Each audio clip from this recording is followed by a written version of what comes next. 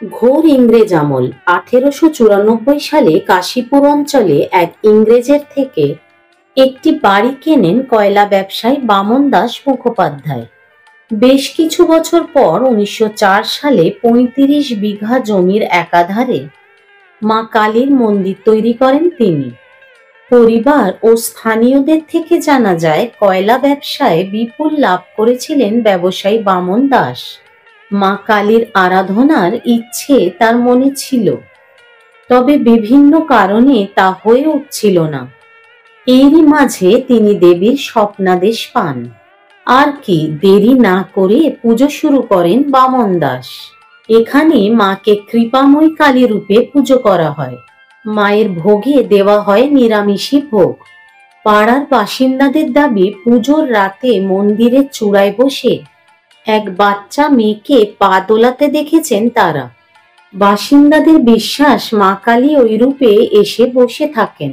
এত বছর পেরিয়ে পুজো বহরে কমেছে, তবে মায়ের পুজো আজও পুরনো নিয়ম মেনেই হয়। এছাড়া কাশীপুরের এই কালী মন্দিরের সঙ্গে জড়িয়ে রঘু ডাকাতের নাম। জানা যায় তিনি এই এলাকায় আসতেন, মায়ের আরাধনাও করতেন। মন্দিরে আসতেন স্বাধীনতা সংগ্রামীরা, জড়িয়ে শ্যামাপ্রসাদ মুখোপাধ্যায়, মদন মোহন মাল্য ও বিধানচন্দ্র রায়ের মতো বিখ্যাত মানুষদের নাম। নেতাজি সুভাষচন্দ্র বসু 1939 সালে কংগ্রেসের সভাপতি নির্বাচিত হওয়ার পর তাকে এই মন্দিরে সংবর্ধনা দেওয়া হয়। এবার বলি আর এক কালীবাড়ির কথা। শহর কলকাতার বয়স 300 বছর পেরিয়েছে। অলিতে গলিতে কান পাতলেই শোনা যায় ইতিহাসের গল্প। শুধু যুদ্ধ, ইংরেজ, স্বাধীনতার নয়, একদা জঙ্গল ঘেরা এই জায়গার আনাচে কানাচে লুকিয়ে মা কালীর অলৌকিক ঘটনা। তার সঙ্গে যুক্ত ভক্তদের বিশ্বাস।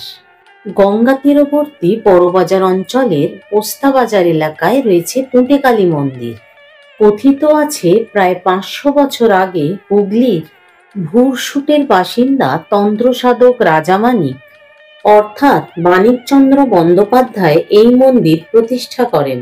মুঘল সম্রাট আকবরের আমলে গোলপাতার ছাউনি দিয়ে গড়ে ওঠে মন্দির। মন্দিরে পঞ্চমুণ্ডির আসন পেতে দেবীর পুজো শুরু করেন মানিক। তবে এক্ষেত্রে দ্বিমত রয়েছে। কেউ কেউ বলেন মানিকচন্দ্র নন, তার বংশধর খেলারাম এই মন্দির প্রতিষ্ঠা করেন। এই কালীর নাম নিয়েও অনেক মত হাওয়ায় ভাসে। একটি পক্ষ মনে করেন দেবীর মূর্তির উচ্চতা কম হওয়ায় পুঁটে বলা হয়। অপর একটি পক্ষের মত, খেলারাম একদিন মায়ের হোম করছিলেন। সেই সময় গঙ্গার খাল থেকে একটি পুঁটি মাছ হোমের আগুনে লাফিয়ে পড়ে। অর্ধদগ্ধ মাছটিকে খেলারাম জলে ভাসিয়ে দেন। এরপরই সেই মাছটি নাকি বেঁচে ওঠে। সেই থেকেই এই দেবীর নাম হয় পুঁটি কালী। পরে সেই পুঁটি নামটাই লোকমুখে পুঁটে কালী হয়ে যায়। মন্দিরে সারা বছর দেবী তন্ত্রমতে পূজিত হন। দীপান্বিতা অমাবস্যার দিন মাকে ভৈরব রূপে আরাধনা করা হয়। কালী পুজোর পরের দিন মন্দিরে হয় কুমারী পুজো ও অন্নকূট উৎসব। পুঁটেকালীর ভোগেও রয়েছে অভিনবত্ব। জানা যায় পুঁটেকালীকে নিরামিষ এবং আমিষ দুই ধরনের ভোগই দেওয়া হয়। এই কালীর আর একটি বিশেষত্ব হলো মাতৃ প্রতিমার পাশেই রয়েছেন মা শীতলা। কালীর সঙ্গে শীতলা পুজোরও রীতি রয়েছে। এবার বলি শ্যামসুন্দরী মন্দিরের কালী কথা। শিয়ালদা স্টেশন থেকে সুকেশ স্ট্রিট ধরে রামমোহন হলের পিছনেই শ্যামসুন্দরী মায়ের মন্দির। কথিত আছে, কোনো ভক্ত মায়ের কাছে কিছু মানত করলে দেবী নাকি খালি হাতে ফেরান না। চাল কলা মায়ের মূল প্রসাদ। মন্দিরে কোনো বলি দেওয়া হয় না। কথিত আছে, এলাকার ব্যবসায়ীদের মা স্বপ্নাদেশ দেন। সেই অনুযায়ী ভক্তরা মায়ের প্রয়োজনীয় জিনিস এনে দেন। সারা বছরই মায়ের পুজো হয়। প্রতিদিনই মাকে ফুলের সাজে সাজানো হয়। সঙ্গে রয়েছে সোনার গহনা।